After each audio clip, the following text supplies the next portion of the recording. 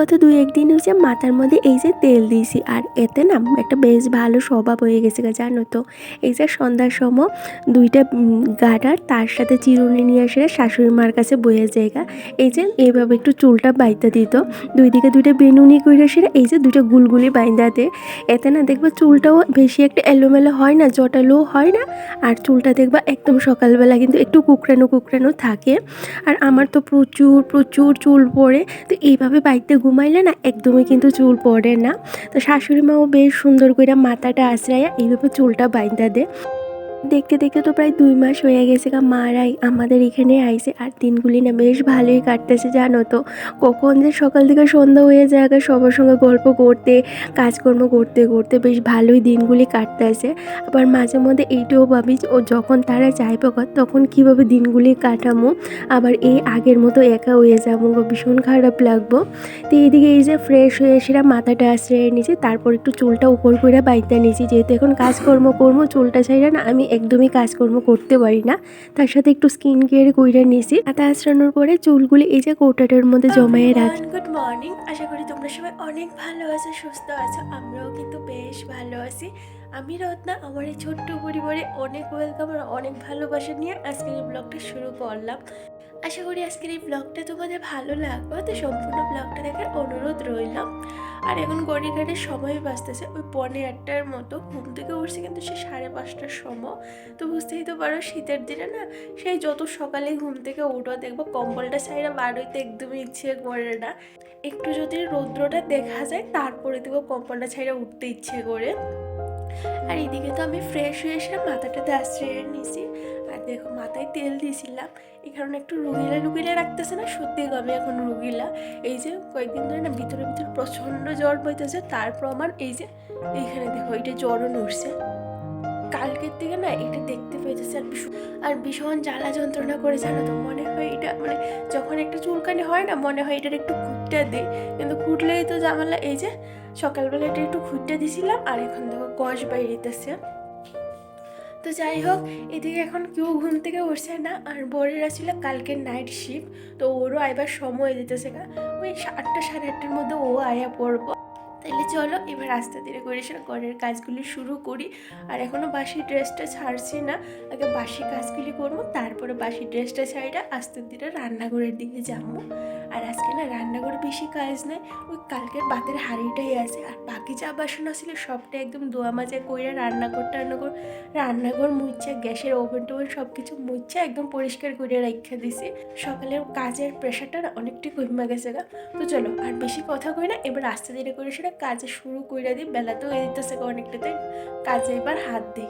তো সঙ্গেই থাকো, ব্লগটা দেখতে থাকো। গত কয়েকটা দিন ধরে না বুঝতে পারতাছি ভিতরে জ্বর বাইতেছে, তার সাথে তো সর্দি কাশি আসেই, কিন্তু এই যে মুখের একটা সাইডে দেখতেই পাইলে জ্বরও নইছে। তো এইটা একদম ভালো করে প্রমাণ হয়েছে যে ভিতরে জ্বর বাইতেছে। এই তো ঘোরাঘুরি করার পরে এতখানের ওয়েদার, তারপর জল সবটাই তো চেঞ্জ হয়েছে না। তো এই যে সবারই কিন্তু সর্দি কাশি জ্বর এটা চলতেছে, বিশেষ করে আমার আর বাবুরও প্রচণ্ড কাশি, তার সাথে সর্দি। তো মেডিসিন আর কত খামো জানো তো, এই যে গুড়ার থেকে আওয়ার পর থেকে কিন্তু মেডিসিনের উপরেই চলতেছি। রোজই কইতে পারো 1-2টা করে আমি প্যারাসিটামল খাইতেছি আমি আর বাবু, তার সাথে এই আদার জল, মেথির জল, আরও নানান ধরনের জল তো খাইতেছি, যেটা মা প্রতিদিন সকালবেলা আমরা সবাইরই দেয়। আর এইগুলি খাইতে না এখন আর ভালো লাগে না, মুখটা এত তিতো হয়ে রয়েছে যে এইগুলি খাইতে একদমই ইচ্ছে করে না। আর ভাতটা তো জানো তো ভালো করে খাইতে পারি না, মুখটা এত তিতা লাগে। এই তো শীতের দিন তো শুরু হয়ে গেছে গা, আর এখন দেখবা গড়ে গড়ে সর্দি জ্বর কাশি এগুলি তো থাকবোই। এগুলি দেখবা এই শীতের যে 2-3টা মাস আমাদের একটা সাথী হয়ে যাগা। প্রত্যেকটা দিনে গরম জল, আর আমার বর না একদমই গরম জল খাইতে চায় না, আর ওর না এই কারণে ভীষণ কাশিটা বাইরে জায়গা।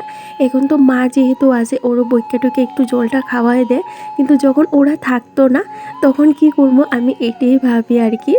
তো যাই হোক, এইদিকে এই যে আগে ঘর দোয়ারটা গুছিয়ে নিতে আসি। আজকে কাজটা না এই যে সামনের ঘর থেকে শুরু করলাম, যেহেতু বরের নাইট ডিউটি আসছিল, ও তো একটু বড়িয়ে পড়বো, তো এই ঘরের কাজটা আর আমি করতে পারতাম না। ডিউটি থেকে আবার পরে এই যে ঘর দোয়ার গুজানি বা এগুলি না করতে করতে অনেকটা বেলা হয়ে যায়। ওই যে সকালের চা ব্রেকফাস্ট এইগুলি রেডি করতে করতে দেখবা 9:30-10টা বাজে জায়গা। তো এত বেলা করে ঘর দোয়ার গুছাইলে না আমার ভালো লাগে না, কেমন জানি লাগে যে অনেকটা বেলা হয়ে গেছে এখনও ঘর দোয়ার গুছাইছি না।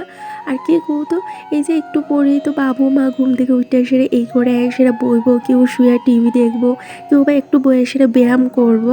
তো তখন না আমি আর ভিডিওটা শ্যুট করতে পারি না। এই যে আমার তো একটু পর পরে এইখান থেকে ওইখানে ক্যামেরাটা শিফট করতে লাগে, তো তখন তো তারাও বয়ে থাকে। তো এই জিনিসটা করতে না আমার একটু অকওয়ার্ড লাগে, এই কারণে আর আমি করি না। তো যাই হোক, অনেক দিন হচ্ছে এই যে ঘরটা ভালো করে পরিষ্কার করা হইতেছে না, সকালে যে ক্লিনিং ডাস্টিংটা আছে এইটা করতে পারতেছি না। আর আজকে দেখতেছি এই যে শোকেস তারপর টেবিল মানে চারিপাশটা একদম ধুলা ধুলা হয়ে রয়েছে।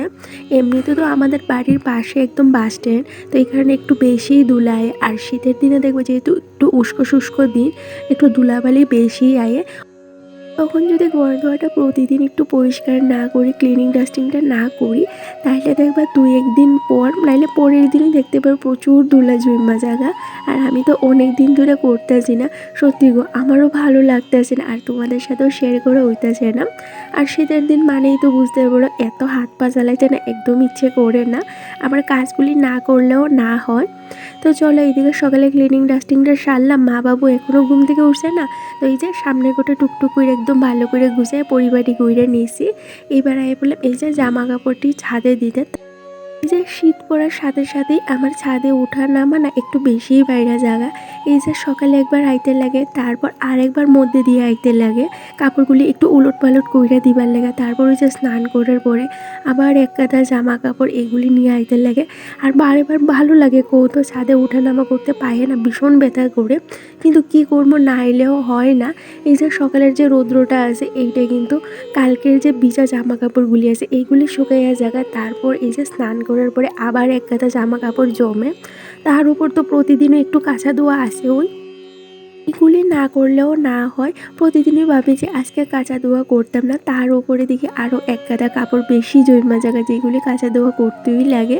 তো যাই হোক, এদিকে এই যে কাপড় কইটা মেললা দিয়া কালকে যে নিম পাতাগুলি চুইয়ে রাখছিলাম এইগুলি একটু ধুয়ে এসে মেললা দিছি। এগুলি যখন শুকায় একদম করকরা হয়ে যাবে তখন মা এইগুলি গুঁড়া কইরা রাখবো, প্রতিদিন সকালবেলা কিন্তু এইগুলি খাওয়া হয়। এতে দেখবা স্কিনের মধ্যে না আলাদা একটা গ্লো দেখা যায়। আর ইন্টারনাল যে সমস্যাগুলি আছে অনেক সময় আমরা এগুলি বুঝতে পারি না বা ধরাতেও পড়ে না, দেখবা একটা সময়ের পর ওইগুলি আমাদের দেখা দেয়। তো নিম পাতা কারি পাতা তার সাথে আরও নানান ধরনের পাতা দিয়া এই যে পাউডারটা বানায় প্রতিদিন সকালে যদি 1 চামচ করে খাওয়া যায় তাহলে দেখবা অনেক উপকারে আয়ে গো। তো মা বাবু তো প্রতিদিনই আর ইদানিং কিন্তু আমার বড় খাওয়া শুরু করছে। আর বরের সাথে আমিও কিন্তু রোজ সকালে 1 চামচ করে খাইয়া 1 গ্লাস জল খেয়ে লাই। যাই হোক, এইদিকে ছাদের থেকে আয়েসের আগে ঘরের জানালার দরজাটা খুলে দিছি, তারপরে এই যে বারান্দাটা ভালো করে ঝাড়ু দিয়ে ঘরের সামনের জায়গাটাও ঝাড়ু দিয়ে একটু জল দিয়ে ধুয়ে দিলাম। আর জলে তো কি মিশাই এইটা তো তোমাদের প্রতিদিনই একটু নুন আর তার সাথে হলুদ, এতে দেখবো ঘরে কোনো পোকামাকড় আয়ে না। পরে যদি বেশি পরিমাণ তেলি চূড়া থাকে তাইলে দেখবা এই যে হলুদ তার সাথে একটু লবণ আরও কয়েকটা জিনিস মিশিয়ে যদি আমরা গড়ে এগুলি দিতে পারি তাইলে না তেলি চূড়া তার সাথে টিকটিকি এগুলি কিন্তু একদমই জাগা। তো এইদিকে বারান্দাটা ঝাড়ু দিয়ে ঘরটাও ঝাড়ু দিয়ে এলেছি। আর এই যে কুয়ার পাড়টা না অনেক দিন হচ্ছে ঝাড়ু দেওয়া না। আর দেখো সুপারি গাছের ফুল তার সাথে আরও নানান জিনিস যেগুলি বাতাসের সাথে পড়ে না এই জায়গাটা একদম ময়লা হয়ে আসিল। তো এই জায়গাটা একটু ভালো করে পরিষ্কার করে দিতেছি। যেহেতু এখনও বাসি ড্রেসটা ছাড়ছি না, ভাবলাম এই জায়গাটা পরিষ্কার কইরা তারপর বাসি ড্রেসটা ছাড়বো।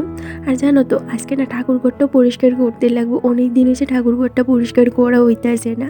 আর সিংহাসনের উপরটা না সব জিনিস একদম এলোমেলো হয়ে রয়েছে। তো ভাবতেছি এই যে সকালের বাসি কাজকর্ম সাইরা, বাসি ড্রেসটা সাইরা তারপর ঠাকুর ঘরে মানে ক্লিনিংটা করবো। এখন যদি বাসি ড্রেসটা সাইরা এই কাজগুলি করি, আবার আমার ড্রেসটা চেঞ্জ কইরা তারপরে ঠাকুর ঘরে যাইতে লাগবো, নাইলে স্নান কইরা। আর স্নান করে কাজগুলি করতে করতে অনেকটাই বেলা হয়ে যাগা। তো ভাবলাম একবারেই সাইরা লাই। আর এখন না 2-3টা নাইটি ভিজাইলে এগুলো শুকাইতে চায় না। তো এই কারণে এই যে একটু বুদ্ধি কইরা কাজগুলি কইরা নিতেছি। কালকের এই যে ভাতের হাঁড়িটা আসছিল, এইটা এবার ধুয়ে রেখে দিতেছি। সমস্ত বাসন তো আগের দিন রাত্রেই ধুয়ে রেখে দিই, কিন্তু এই যে ভাতের হাঁড়িটা শুধু ধুই না। ভাতের হাঁড়ি ধোন ভালো না, এই কারণে ভাতের হাঁড়িটা ধুই না। আর সকালবেলা ঘুম থেকে উঠি না কেড়ে তো এই যে কাজের বেশি একটা চাপ নাই, তো এই কারণে আর উঠতে ইচ্ছে করি না। আর মাও না করেছে এই কুয়াশার মধ্যে উঠতে, সেইটা এত তাইশ করে কাজ করতে লাগতো না, এতে শরীরটা আরও বেশি খারাপ করব। তো যাই হোক, ওই যে মার সাই পাইলে না আর একটু বেশি যেমন অলসতাটা বেশি লাগে। তো যাই হোক, এদিকে বাবু মা ঘুম থেকে উঠতে গেছে গা। এদিকে আমি সকালে ব্রেকফাস্টও রেডি করে নিতেছি। আর আজকে ব্রেকফাস্টে ছিল চা, রুটি, বিস্কিট।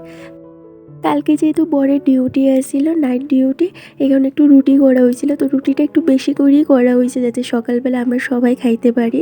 তো রুটিটার একটু তেল দিয়ে ছেঁকা এই যে বাবু আর মারে দিলাম। আর আমি নিলাম হরলিক্স, তার সাথে একটু মুড়ি। আমার না রুটি ভালো লাগে না সকালবেলা, আর অনেক সময় ইচ্ছে করে তখন ওই যে বাসি রুটিটার একটু গরম করে খাইয়া নিই। তো চলো, এদিকে সকালে ব্রেকফাস্টটা তো সাইরা নিছি। আর এদিকে বর আইবার সময় এই যে নিয়ে এসে আজকে একটু ফিটার আয়োজন। শীত তো শুরু হয়েছে, আর শীত শুরু মানে তো একটু পিঠা পিঠা মনটা কয়, তাই না? তো মাও কইতেছিল একটু পিঠা খেলে ভালো আছিল। আর ছেলের আবদার যে মা একটু পিঠা করো।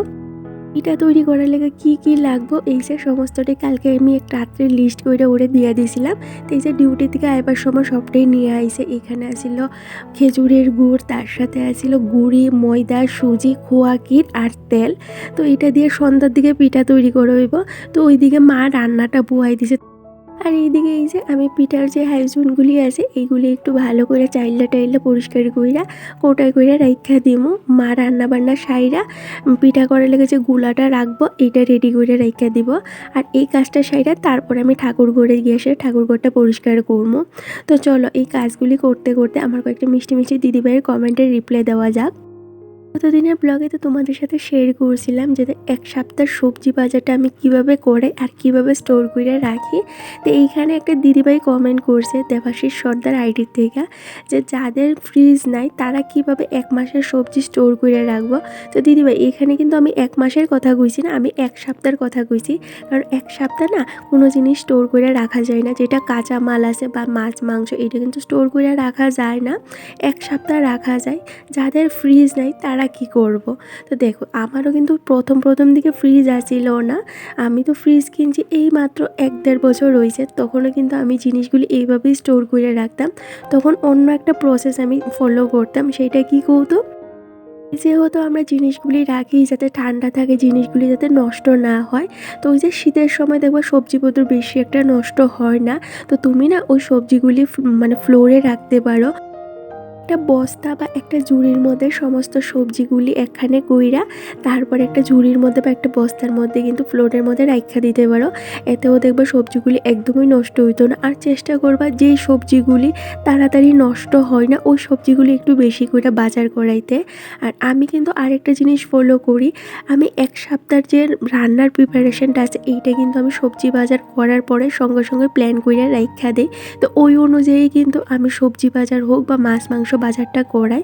মাছ মাংস বেশি একটা আমি ফ্রিজে স্টোর করে রাখি না, কারণ দেখবা বেশি দিন যদি মাছ মাংসটা ফ্রিজে স্টোর করে রাখি মাছ মাংসের স্বাদটাও নষ্ট হয়ে যায়। আর ফ্রিজে বেশি দিন রাখা খাওয়ার ফলে ওইটাই কিন্তু একটা ব্যাকটেরিয়া তৈরি হয়, আর এতে না পেটের সমস্যা, তারপর ওই যে ক্যান্সারের মতো বড় রোগও হইতে পারে।